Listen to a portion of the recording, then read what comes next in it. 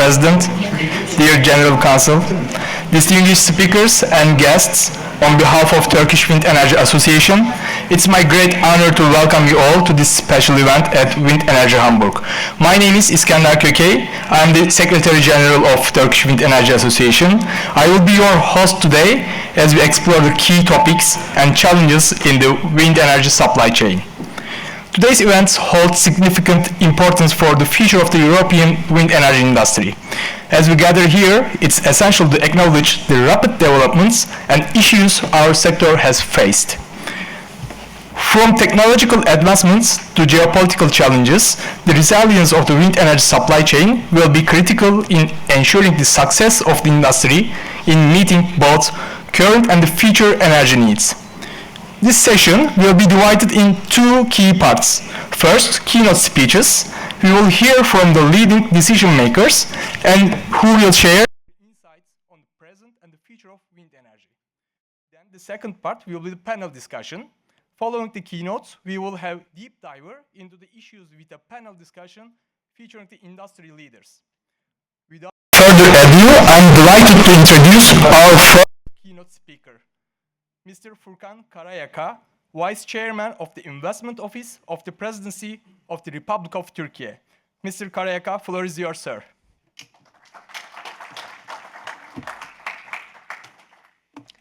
Good afternoon, ladies and gentlemen. Furkan Karayaka from Investment Office. And it's a pleasure to be here today to discuss the exciting opportunities within Turkey's wind power sector. And as the Investment Office, we aim to highlight the potential for foreign direct investment in this rapidly growing industry and business. Before we dive into specifics of wind energy, let me begin by giving you an overview about Turkish economy. Turkey is the 17th largest economy in the world, and last year actually, and at the end of last year, we just exceed $1 trillion GDP threshold. So we are in a $1 trillion club, we can say, and we are a member of OECD and G20 country. Turkey became one of the fastest growing economy in the world last year with the 4.5% growing rate. And the international organizations like the IMF also forecast to grow 3.6% this year. And Turkey earned increasing confidence from international credit rating agencies. And Turkey became the only country which have upgrade from 3 agencies in 1 year, which is from Fitch Rating, Moody's Rating, and S&P Global, all upgraded Turkey's rate this year. And when it comes to FDI, foreign direct investments, over the past 20 years, Turkey has significantly enhanced the attractiveness to international investors, and we achieved to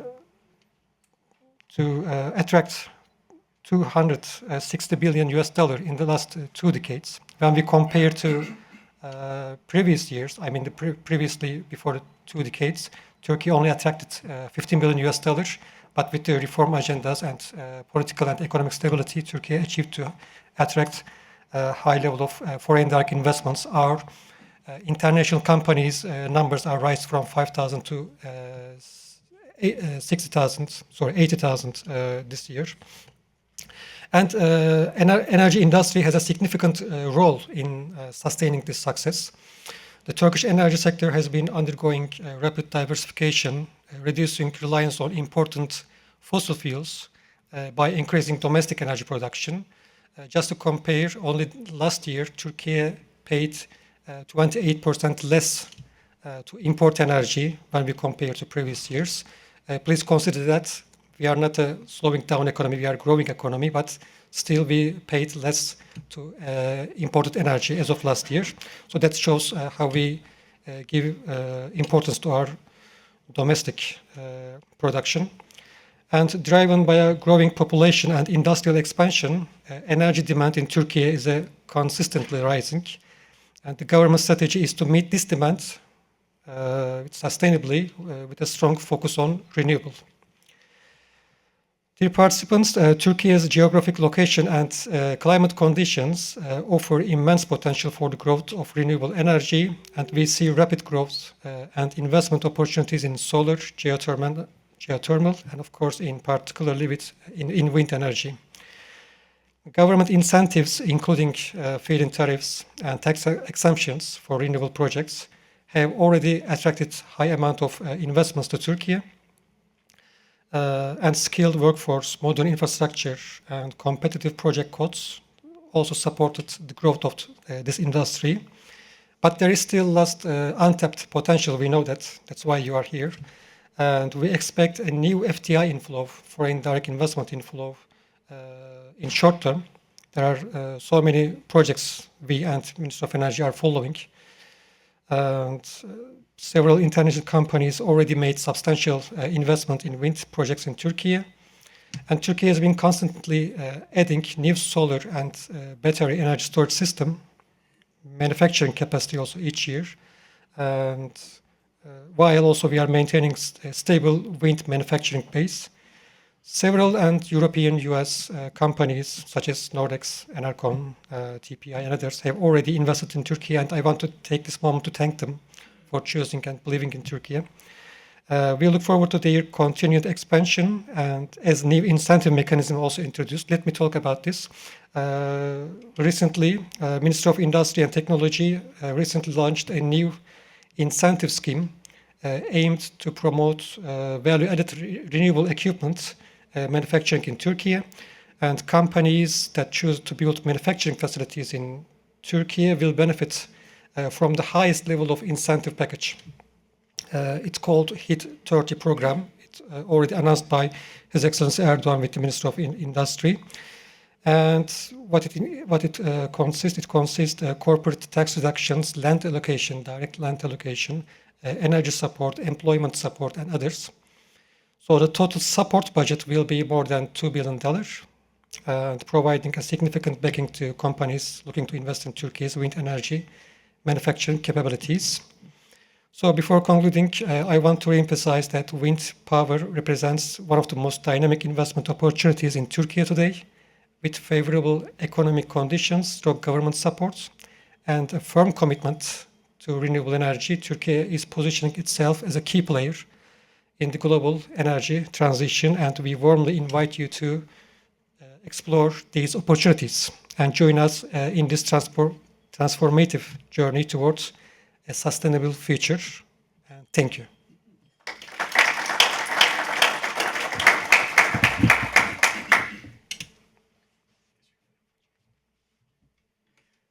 Thank you, President, for your perspective on the issue. And next, it's my pleasure to welcome our second keynote speaker, Dr. Zafer Demircan, Deputy Minister of Energy and Natural Resources, Turkey. Please join me in welcoming Dr. Demircan. Floor is yours, sir.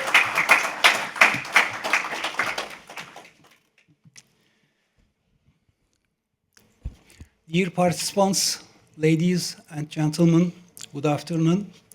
It is a great pleasure for me to be here with you to discuss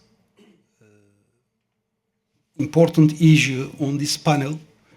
This is a good opportunity for us to exchange our views, evaluation, and ideas about the recent developments of the energy sector, particularly wind energy industry. We are living in a process where the energy is on the world agenda, and also fight against the climate change is the energy agenda. It means that all the countries take a new position, prepared a new strategies, tactics for the climate change commitments. Of course, as all countries, Turkey has prepared for the National Action Energy Plan for the period of the 2053, because our governments put a strong and ambitious targets for the climate change. In Turkey has a target for the 2053 net zero economy, carbon economy actually. How can we achieve these targets? Of course, we should need the transformation of the energy sector completely. Nowadays is a transition period for this transformation actually. All the transformation starts with the transition. Transition will finish with the transformation. So we prepared this action plan. Actually, our strategy is three important pillars. One is utilization of the renewables energy as much as possible, maximum integration of the renewable resources for our system. Second one is important items to provide the maximum efficiency of the energy system. And third one is the innovative technologies will be established, will be built for this system, like the artificial intelligence and or other digitalization technology will be established with the transmission system and generation sector. A successful energy transition should be very well planned, of course, smooth, reasonable, and economically affordable. So we has a short, medium, and long-term action plan for all these pillars. Of course, nuclear energy is another complementary issue for the Turkey, and currently we are continue to establish a nuclear capacity. As you know, nuclear capacity is zero emission capacity also. And within the perspective of zero objectives, we ask a lot of questions inside in the system redesign of the system actually, and we find a lot of different optional solution. But firstly we started with the maximization of the renewables. As you know, there is two items in the renewables energy. One is solar. Turkey has a good potential, and other one is wind energy. And so we explained our targets. Total renewable capacity will be installed until 2035, more or less around 50 gigawatt. It is a very valuable target actually. And we know that to be able to, we know that the challenges we have been faced globally is very difficult problem actually. To be able to reach the targets 1.5 degree Celsius for the emission, globally the renewable energy technology needs around $5 trillion economy. And in 2022, all the globally investment is limited 1.3 trillion dollars. When you, if we don't increase our investment acceleration, we couldn't success to reach the net zero at 2053. It means that we should increase our investments 4 times. How was it possible? Of course, governments give us some targets. We take a new position, and firstly, we explain the capacity can be connected renewable sources for transmission. And according to our National Energy Plan forecast, we will increase our capacity almost double at 2035. It means that currently around 100 gigawatt total capacity, including all of the sources, will be reached until 2035, around 190 gigawatt. It means that additional capacity will come from renewable sources, plus nuclear. Nuclear will be around 20-25 gigawatt at this date, until this date. And policymakers take a decision, it should be very rapidly investment. I mean that the next decade, at least yearly basis, we should make operational 5 gigawatt renewable sources, most of them solar, 3.5 gigawatt solar, 1.5 gigawatt at least will be from the wind. And of course, this is theoretical approaching of these strategies, but there is a physically realization is most important than this design. And we of course,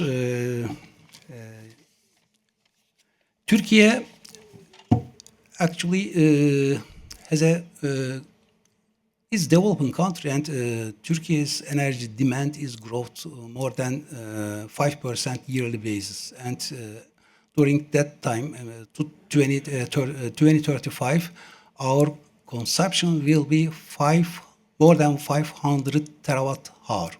And mostly, our expectation is 65%, more than 65% will come from the renewables. It means that there should be another important issue with the transmission system. To be able to connect more and more renewables integration, the transmission system should be redesigned according to this integration. And also our transmission system operators also working with a new master plan for a medium and long-term transition of the transmission system in real. And as you know, Turkey has a good incentive system for the renewables. There is a feed-in tariffs, and also actually I would like to say firstly, in the last 2 decades, Turkey successfully completed the first transition period and 20 years ago there was a state-owned monopoly system, vertically integrated monopoly system, and Turkey succeeded that first vertically integrated system separated and liberalized free market system has been established. We completed this successfully, and the regulative basis energy market has been established. What I mean that the liberalized dynamics in Turkey makes more than the last 20 years we at the capacity around to 70 gigawatt. According to the rules of the free market, regulative basis market, and free market pricing mechanisms. All the investors make an economics according to this structure. And also we will continue to make free market dynamics after that time. We will be transparency. We will be transparent, non-discriminatory. Market structure will be developed, and also all the price mechanisms will be transparency for all participants. I am trying to explain that in a naturally way to make financing of the investments with the market pricing mechanisms. But we know that the renewables needs additional premium from the market.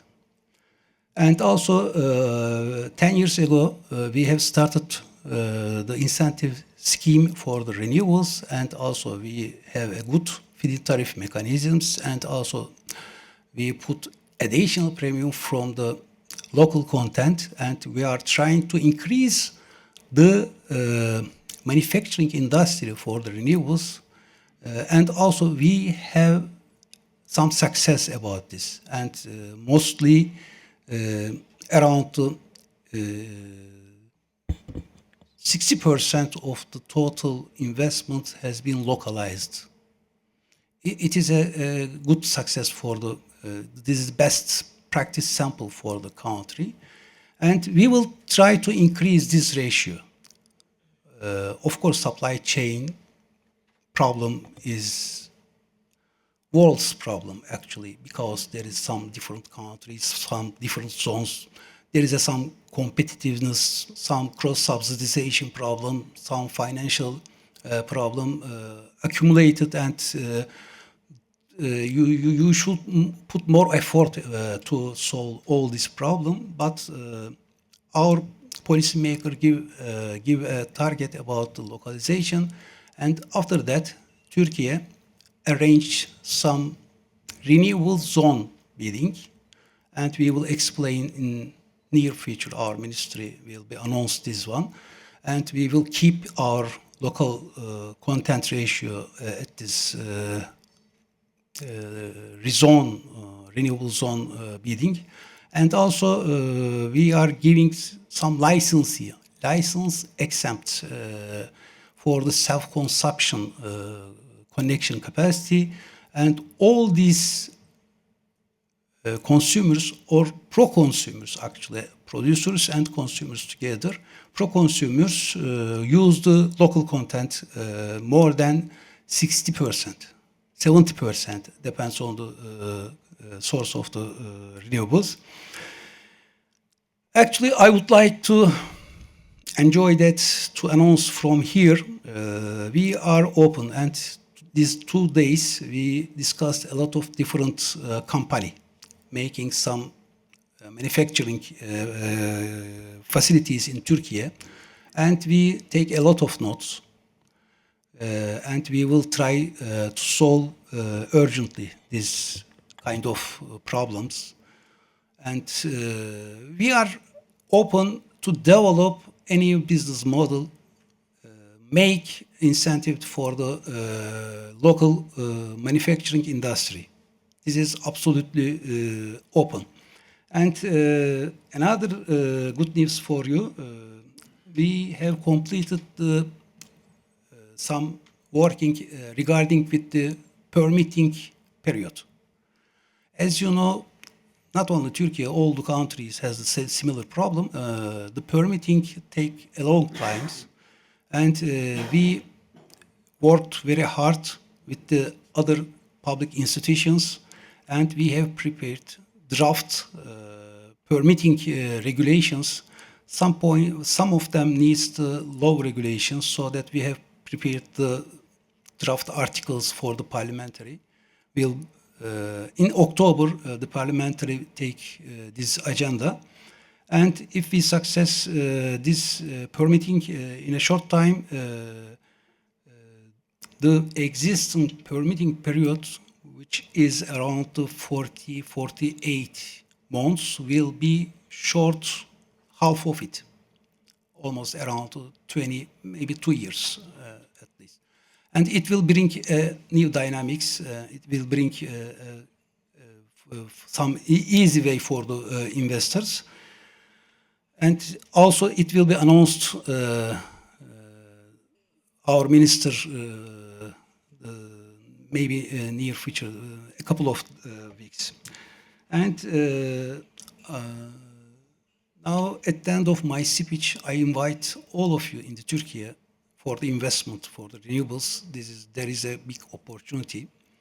And currently, we have a good history about this point, and we can open communications with the public, investor, supply, manufacturing industry, and we make, if we develop a good business model, including financing, supply chain, local content, and also the pricing mechanisms and other issue, we can make successfully feature for the both Turkey and also the companies in the renewable sector.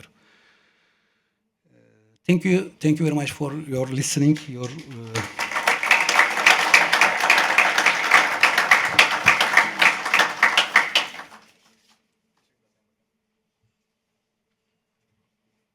Thank you, dear Minister, for your valuable insights and great news for the near future of our market. Ladies and gentlemen, with the keynote speeches concluded, now we will move to the panel discussion, where we will address the challenges and the disruptions within the wind energy supply chain. Before inviting the panelists, I would like to introduce our moderator for this session, Dr. Ibrahim Erden, the chairman of Turkish Wind Energy Association, who will guide us through this important discussion. Please, Mr. Erden, floor is yours, sir.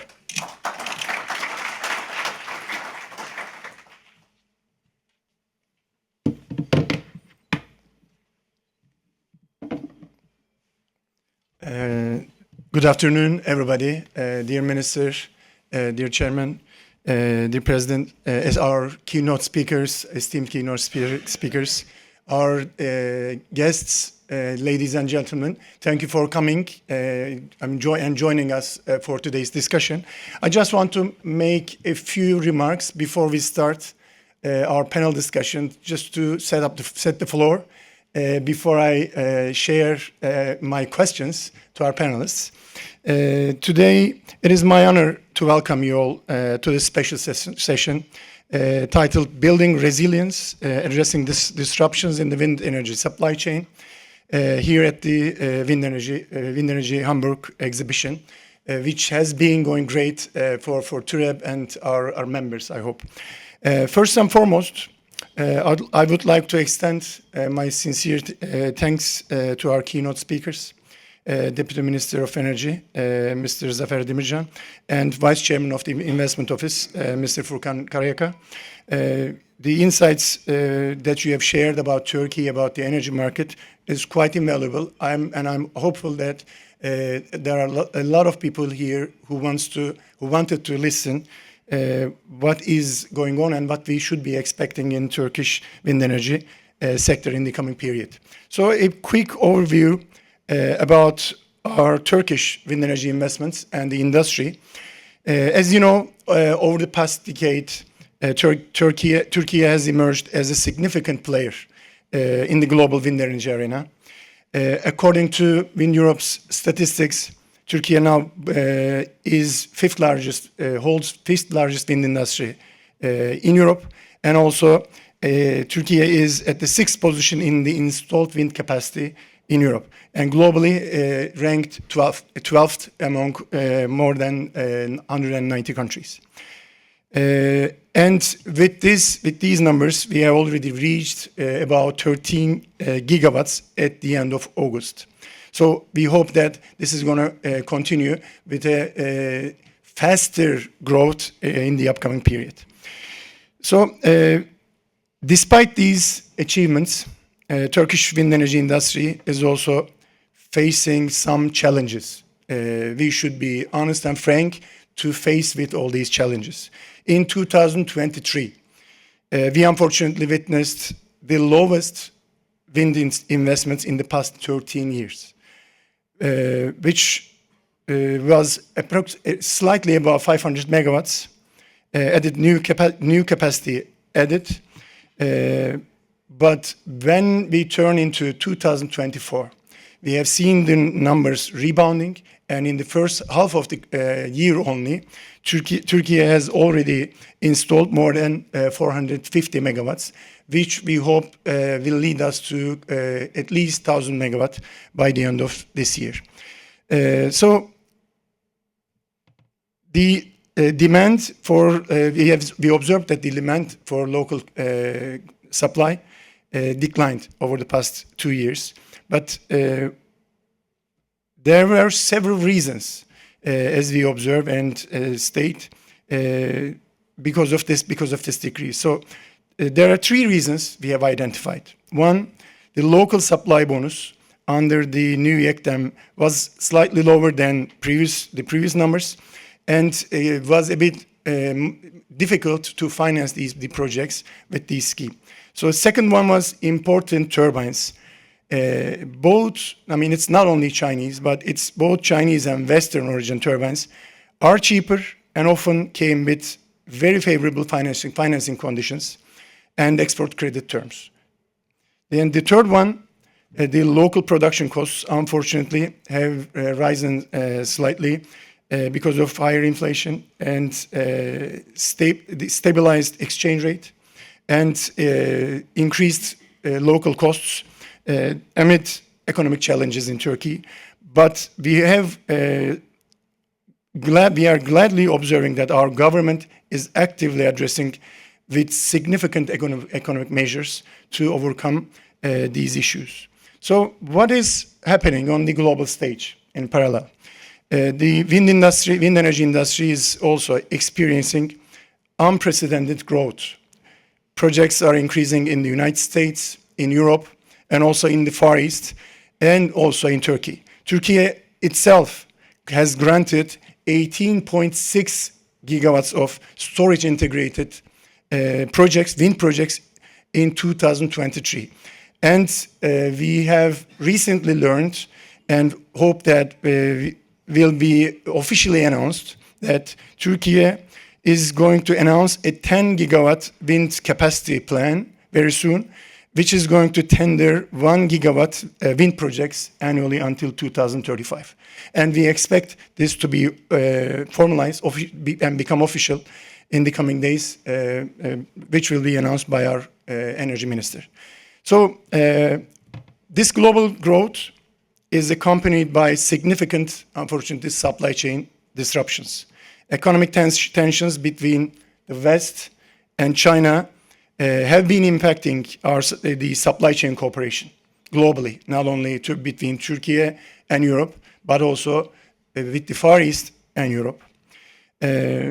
While Western turbine OEMs face significant cost challenges, which often require sourcing critical components from China and other competitive countries, geopolitical factors are also causing re-evaluation of these dependencies.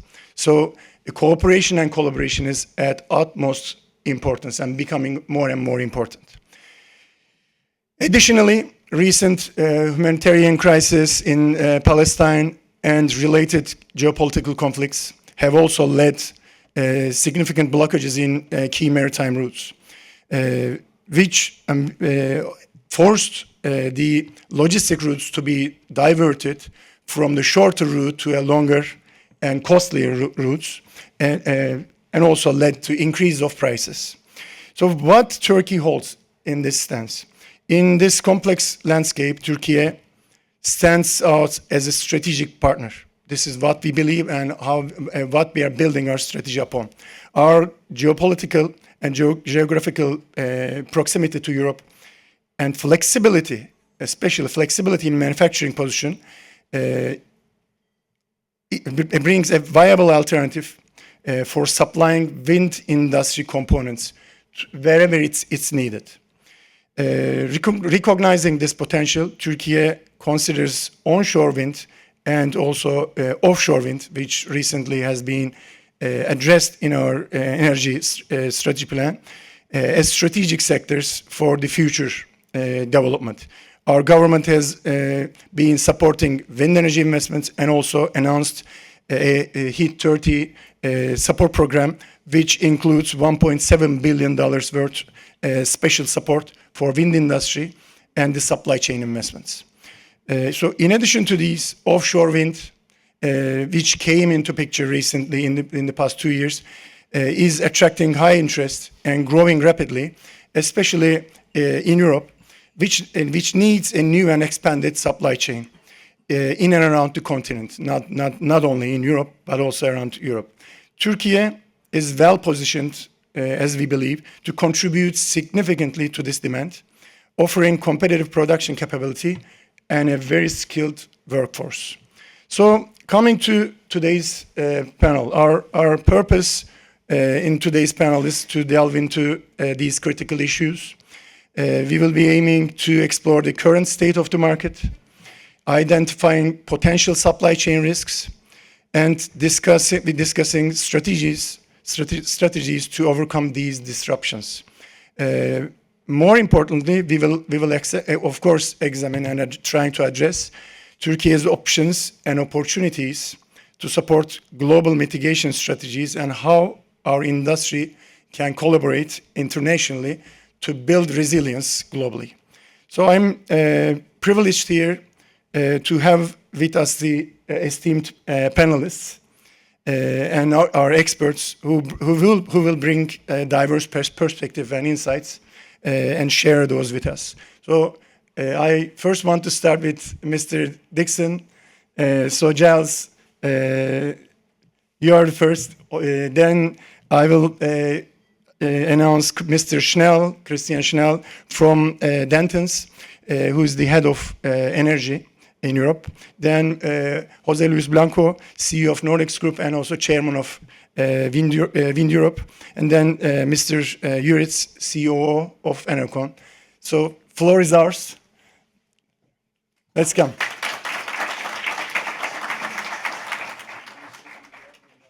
I want to jump into the questions, starting with the CEO of WindEurope, Mr. Dickson, who is a prominent figure in the wind industry in Europe.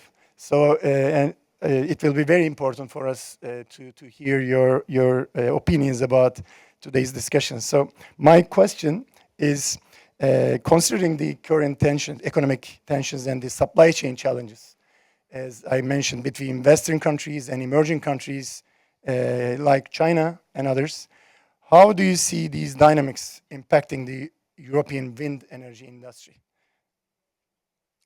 Thank you very much indeed, Ibrahim, for the question, and thank you for organizing this event and inviting WindEurope, both myself and our chairman, Jose Luis, to take part in this discussion. It's great to see the room so full and standing room only. Minister, President, the European Union is very clear that it needs to diversify the sourcing of key raw materials and components that we use in the wind energy industry here in Europe. We have two very significant dependencies on China today. The first is in rare earths and permanent magnets. The second is in the glass fiber rovings, the raw material for the glass fibers that are, of course, the key composite material of the blades on our wind turbines. The European Union has now introduced a new law called the Critical Raw Materials Act, which sets aside new public money to support investment in the mining and extraction and the refining and the processing of critical raw materials in Europe and in partner countries with whom the European Union wishes to work more closely in these areas. And the first call for proposals is now open. There are over 100 bids from very serious projects in the European Union and elsewhere to receive this money. The EU also wants to sign new trade agreements with countries such as Turkey, Canada, Australia, Brazil, where the EU knows there are significant deposits of critical raw materials. And when we talk about the rare earths, that means neodymium, dysprosium, praseodymium. And it's wonderful that you, as our friends, allies in Turkey, are so keen to work with the EU in this particular area. Moving on from the rare earths to the glass fiber rovings, Turkey, of course, already has excellent capacity for the processing of glass fiber fabrics, and we hope you will be able to further develop that capacity. And the European Union is determined to work very closely with you in doing so and to provide its support for you. You talk about the wider trade angle, Ibrahim, in all of this. Whatever components and materials are imported into Europe, into the European Union from China or anywhere else around the world, the EU is very clear that there must be a level playing field between the European wind energy supply chain and non-European manufacturers. And by the way, the EU likes to talk not about an EU wind supply chain, but a European wind supply chain. And the fantastic supply chain that you've built up in Turkey, concentrated mostly around Izmir.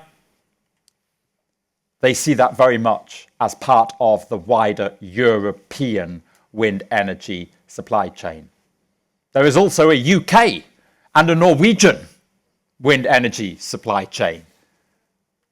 So for three very good reasons, Turkey, UK, Norway, it is important that the European Union focuses on this notion of the European wind supply chain rather than the EU wind supply chain. And as WindEurope, we are constantly reminding them of that, and they are very conscious of it. Now, this level playing field, what does it mean? It means that unfairly subsidized imports is not something that the EU welcomes, and the EU has legislation for this now.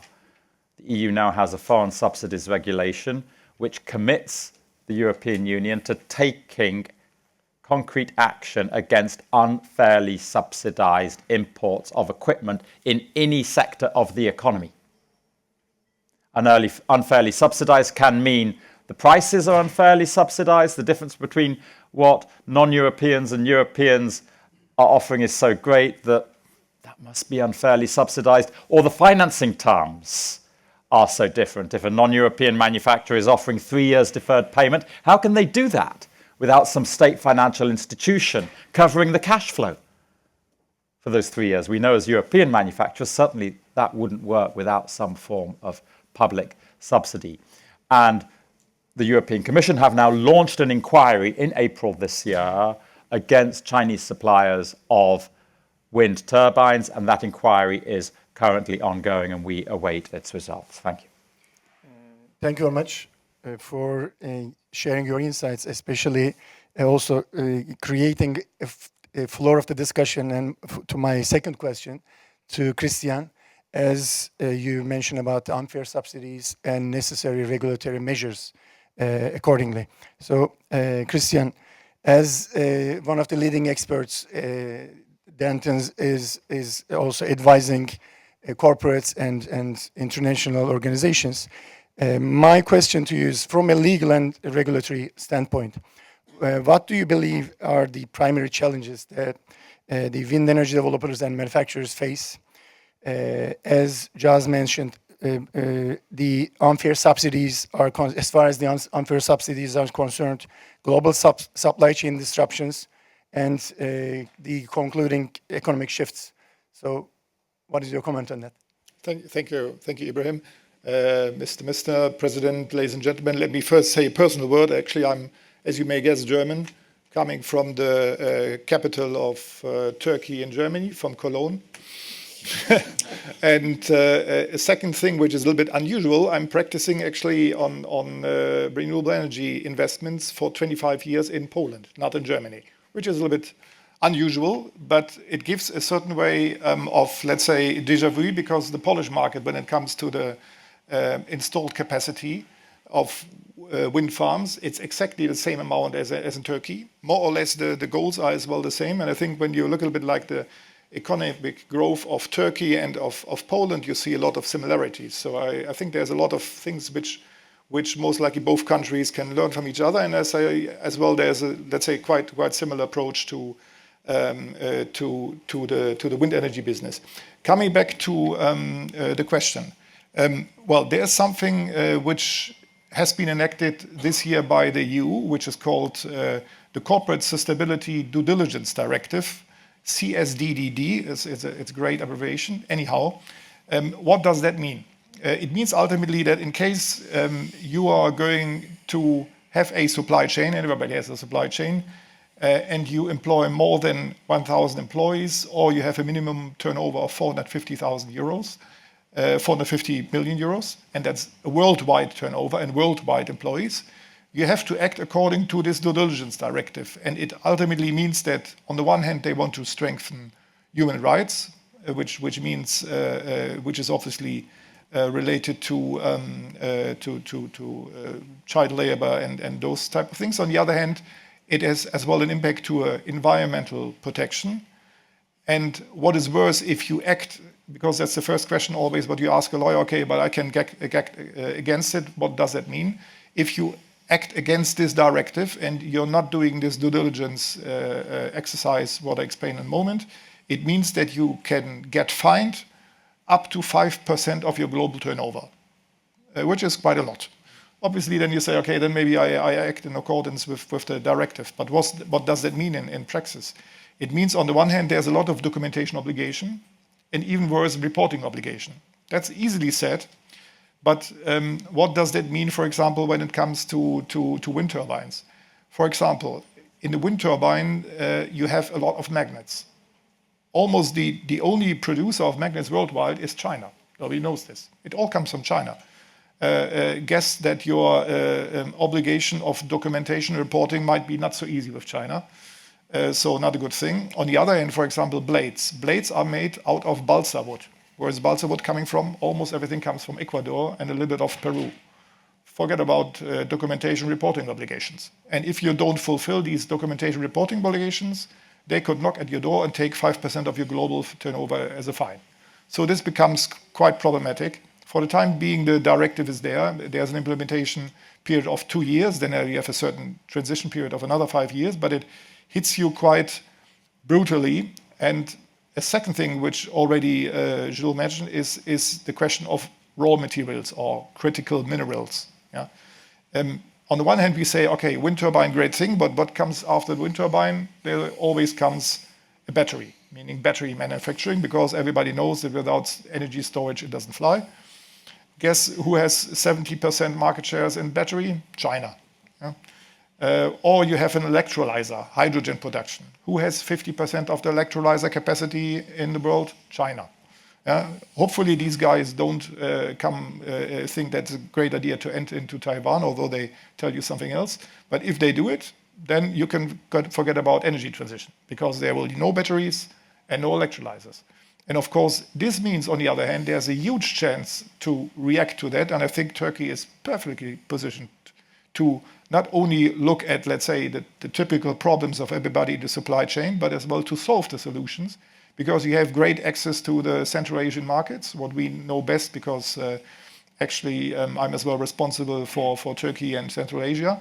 And there's a great cooperation between Turkey and the Central Asian countries. And of course, what you find there is critical materials. So I think there's a lot of opportunities with Turkey, and I just would like to say that, well, try to use these opportunities, because the dependence on China when it comes to the whole supply chain, not only for wind turbines, but as well for battery storage and electrolyzers, is dramatically. So this has to be somehow solved.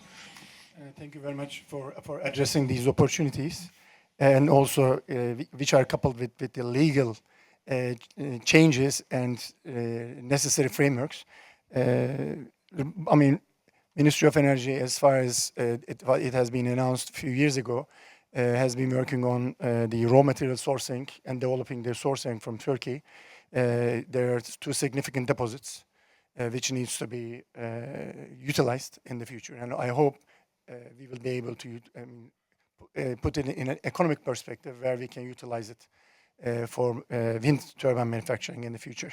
So thank you for addressing that one, the opportunities. And then we have 2 key leaders from 2 key companies which both are investing heavily and sourcing heavily from Turkey. So we need to first thank you both, in addition to all the others, but you are leading those efforts, which supports and provides export and cooperation, international cooperation opportunities for all our local industry. So before giving you and sharing my question to you, I wanted to share my thanks with you. So Jose Luis, as Nordex has significantly invested over the past few years in Türkiye, and you have been contributing to the local, both the local and global wind energy supply chain, and combining those. Given the recent economic challenges and also increased competition from the imported turbines, how is Nordex adopting its strategies in Türkiye to maintain its competitiveness? Because it's very important for you to sustainably be alive in the market, in the global market, and reach the operational resilience. And in addition to that, looking to the government side, what role does Turkish government and also our wind industry can play in your global supply chain optimization effort? Well, First of all, thank you very much, Ibrahim, Deputy Minister, a pleasure. It's a quite complex question and very broad, but I will try to answer well.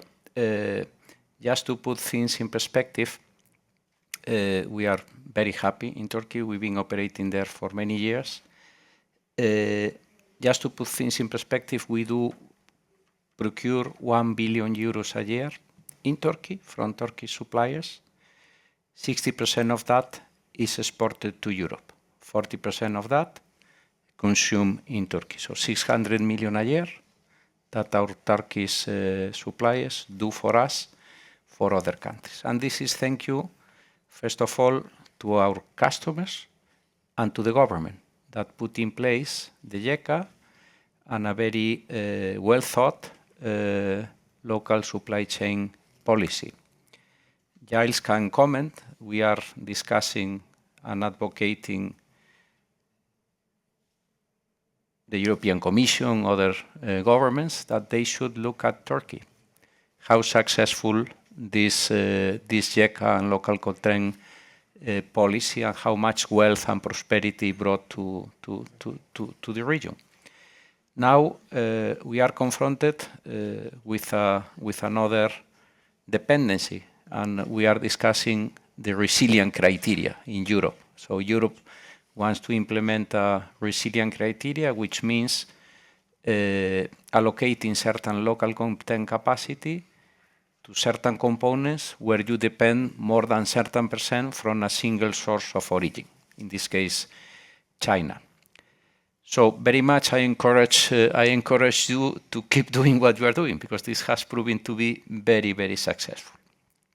In case legislation changes, of course we compete in global markets and we can supply as well 100% from China, which is a cost discussion, not a value discussion. So we can play in the value discussion or we can play in the cost discussion.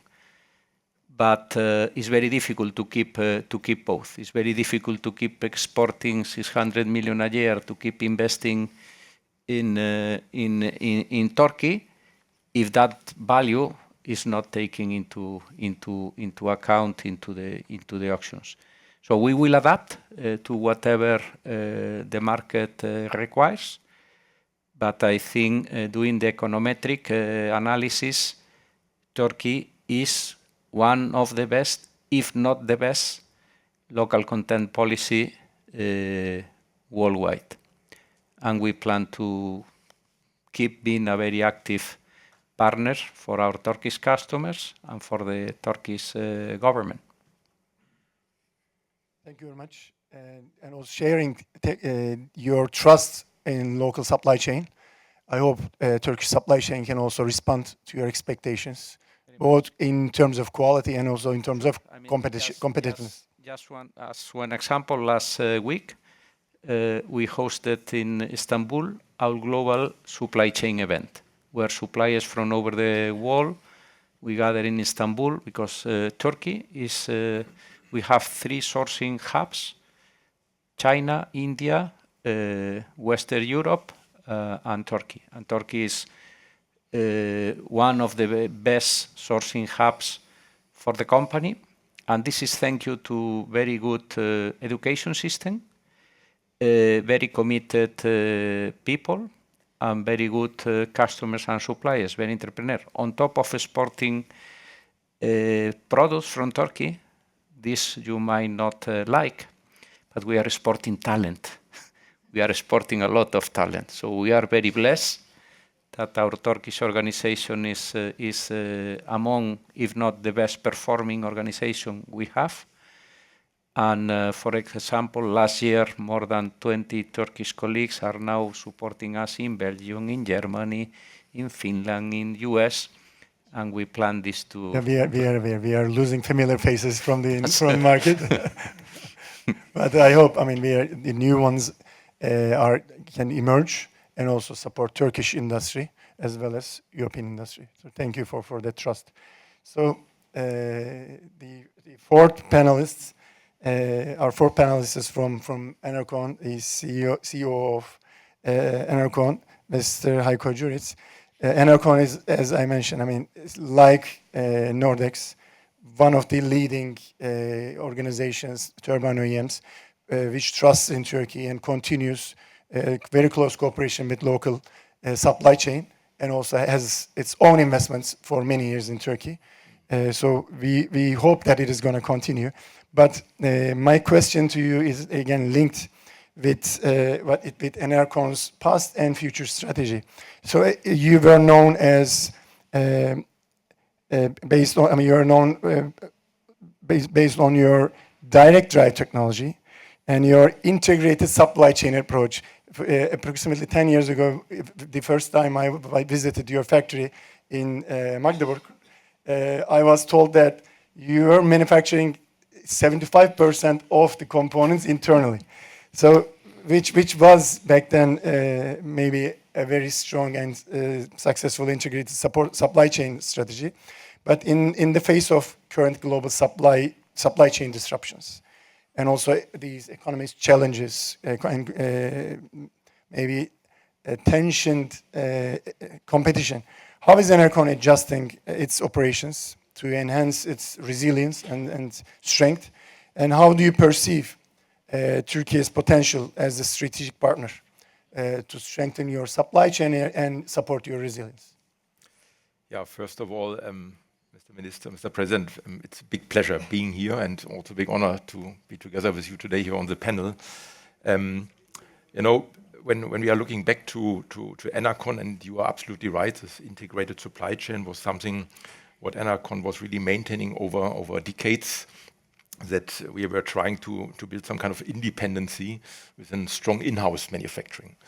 But over the last years, Enercon has reshaped significantly its supply chain and production network, more from an in-house towards more an external supply network with partners. Yeah. And I really would like to underline also, especially being here today with you together, the word partners. So the partners we are having in Turkey, we are producing either blades, generators, towers. We consider them really not just as a normal supplier, we consider them as a partner, because we have built up already a great track record over the last years, and that's really what brings us together. Yeah? So we can learn from each other, and that's something what I really like to thank you also on the supply base which we developed also here in Turkey. Looking at our supply and production network now, it's a global network, even when we are trying to source locally, region to region. And you know, it's a moment also conflict what we are having. If you would probably have asked me 4 years ago what my sourcing production strategy would be, I probably would have told you, well, my ambition is going maximum to best cost countries, mainly Asia. But the last 3-4 years with COVID, Ukraine war, vessels which were stranding, Houthi rebels were making trouble, we had to adjust our strategy. And you know, that's right now basically the conflict which we are having, the pressure we are seeing in the market on cost would normally drive us to best cost countries. But if you would do it, you would run into the same trap as we did it 4 years ago, without having a view on a very robust supply base, production network, which is resilient to protect our business. So right now we are trying to find the fine balance between having a cost-optimized supply network, but at the same time, robust, resilient. You know, and that's the fine balance what we need. Yeah. Looking ahead, and that's something what we need to work out, Turkey was for us always in this regard, and we started basically very intensively 6 years ago, our journey in Turkey to develop a supply base. And right now we have more than 350 suppliers on tier 1, tier 2, supporting our business. And you know, the model what we have chosen right now is not only that we would like to participate in the local business, in the domestic business, but of course we would like to utilize it also for our export business to Europe, yeah, because there's capacity, what we have in Turkey, what we can utilize. And I can just echo what Jose Luis is saying. Yeah? So the supply base which we have developed over here is high quality standards, very reliable. Yeah?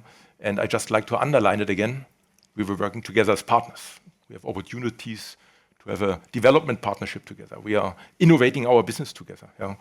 And that's the reason why we feel that Turkey will remain also for us a very strong base in our supply network. No, we are not tending to go in each and every step into Asia to capture the best cost. Yeah?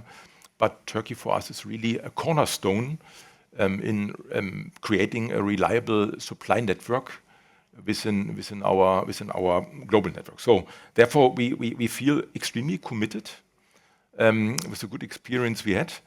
And this will also, hopefully, with all the good discussions, yeah, which we had yesterday also in the discussions we had former times, that we are also in some kind of a solution mode. We all recognize, and you said it today, you mentioned the right problems or the right challenges, which we have to overcome. And there's also willingness to support us. And that's really how partners can find a way to a solution. Yeah.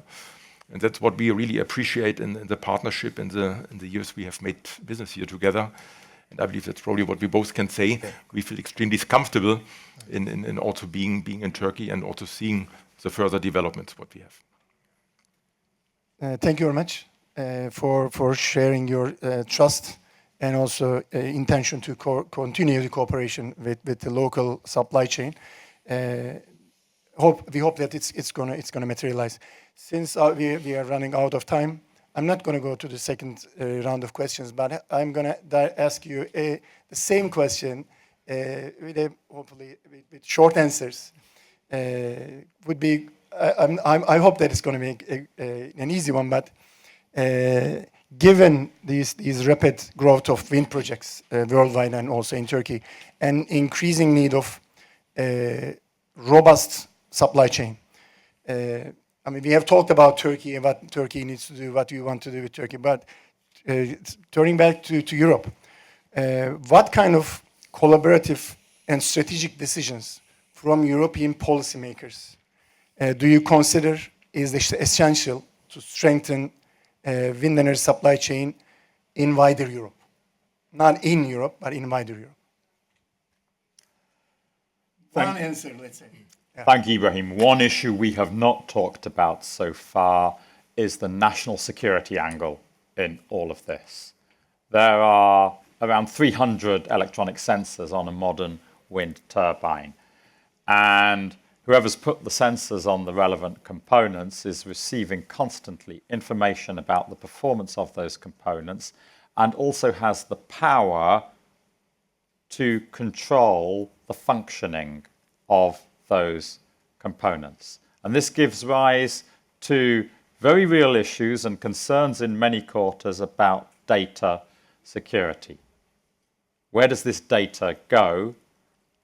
And who has the keys to control the functioning of these components? Which means, of course, who has the keys to control the functioning of our wind farms? And our wind farms, let us not forget, are connected electronically to the rest of our electricity system. The European Union is now saying to all national governments in the EU, you must have tight criteria on cybersecurity and data security, and wind turbines should only be built on the back of auctions that you run if you know that the data is going to stay in Europe or in allied and friendly countries. And that is now the EU policy on this, enshrined in the EU Wind Power Package and the EU's Net Zero Industry Act. That the data needs to stay in the EU or in countries that have signed the GPA, which of course includes Turkey. And these are very real issues that all governments need to focus closely on.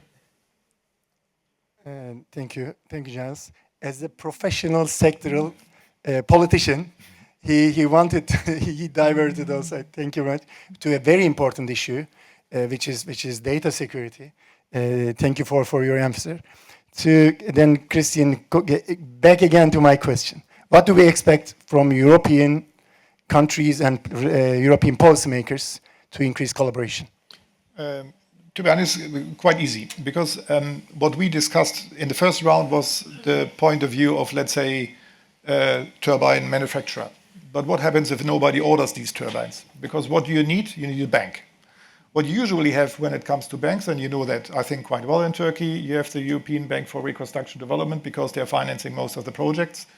They're coming, I think, with the Black Sea Bank when it comes to Turkey, but anyhow, it's the EBRD. What the EBRD did in June this year, they published a sector supply chain guidance.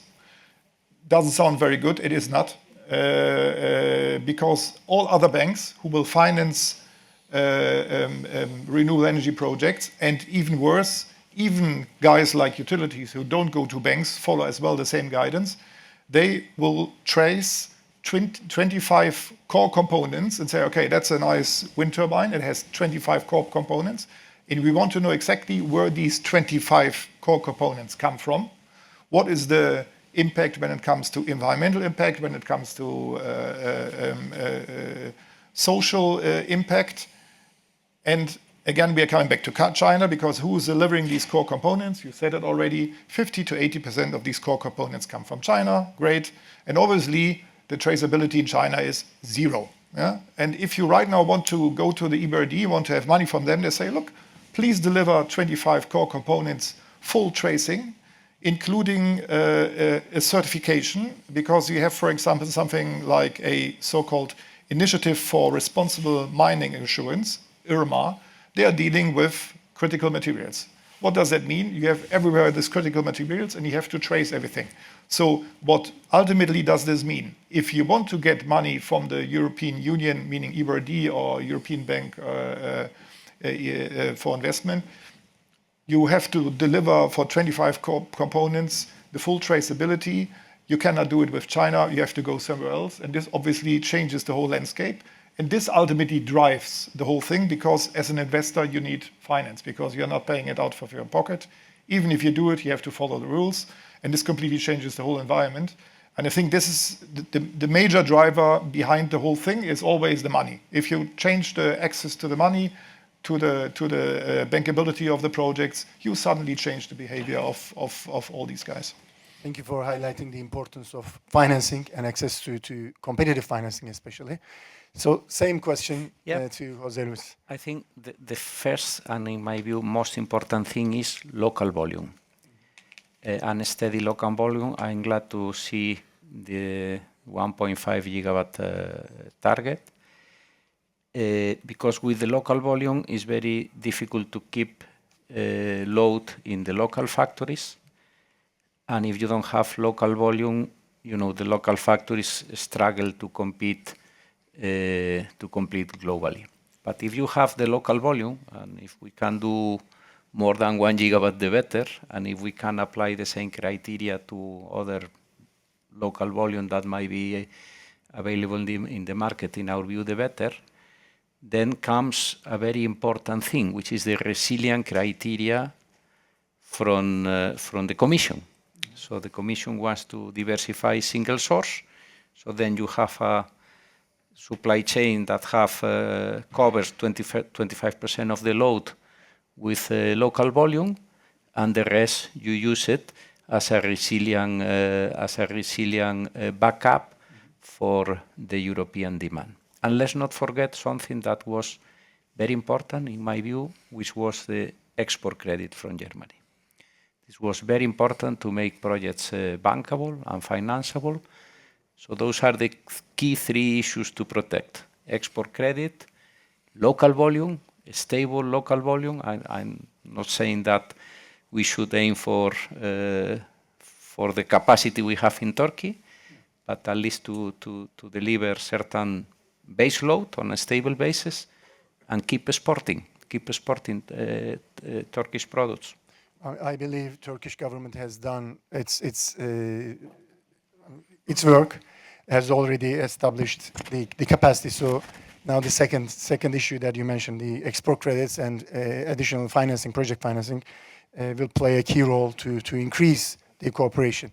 And last, hopefully not least, I will try to keep it short. Yeah, thank you. So basically, two things I would like to mention here. So one, I believe, a stronger cooperation, and Giles has mentioned it.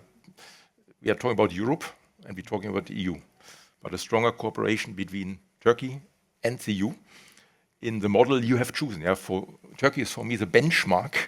with regards to ECA mechanism.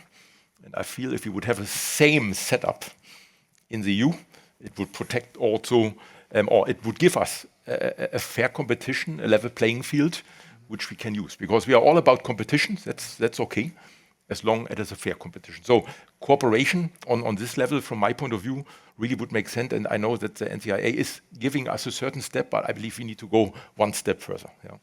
The second is, and we have mentioned today a couple of times, magnets. I feel on rare earths, especially also on magnets, we have both similar dependency. And here I also feel that Turkey, and we have interesting partners which also would like to cooperate, even in Europe or in the EU, but I believe we need to bundle our resources. We need to bundle our competence here to build something up that we as greater European environment can have also a strong footprint on the rare earths as well as also on the magnets. That's, from my point of view, most critical. At least, as you know, Enercon, we have a lot of magnets in our generator, yeah. So that's most critical, but I believe for you as well. So there is something what we need to do and bundle our resources. Thank you very much for highlighting the very important fair competition regulation and also the rare earth issues. I believe both parties, Turkish and European policymakers, are working on fair competition. And we'll make sure that it is there, both in Turkey and also in Europe. So, as we conclude our session, I would like to thank to our panelists from Enercon, Judith, Jose Luis, Christian, and Giles. Your valuable comments have provided us with a very deep understanding of the complexities and opportunities within our wind industries, and we believe and hope that this is going to continue with a stronger pace. Thank you very much. Thanks for listening.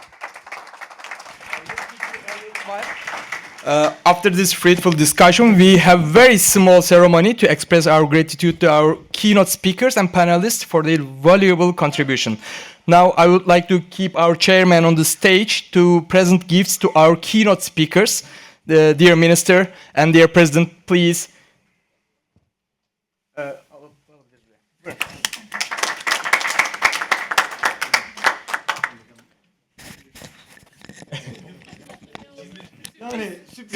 Sürpriz Sayın Bakanım. Çok teşekkür ederiz.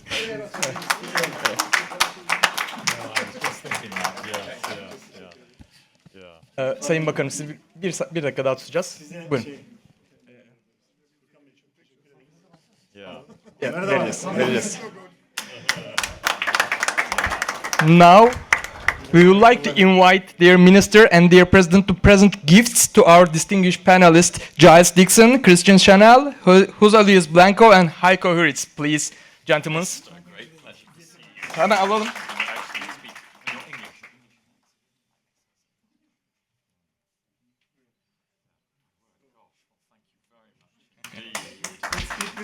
It's possible for you to comment.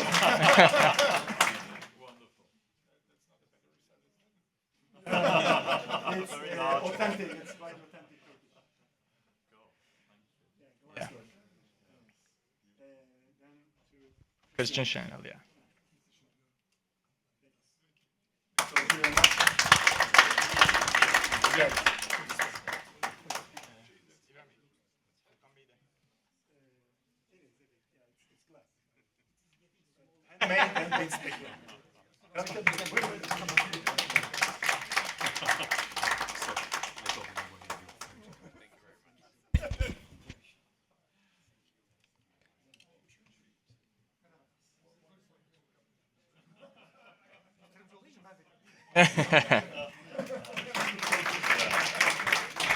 All right, thank you so much. Once again, thank you to all your speakers and panelists and our audience.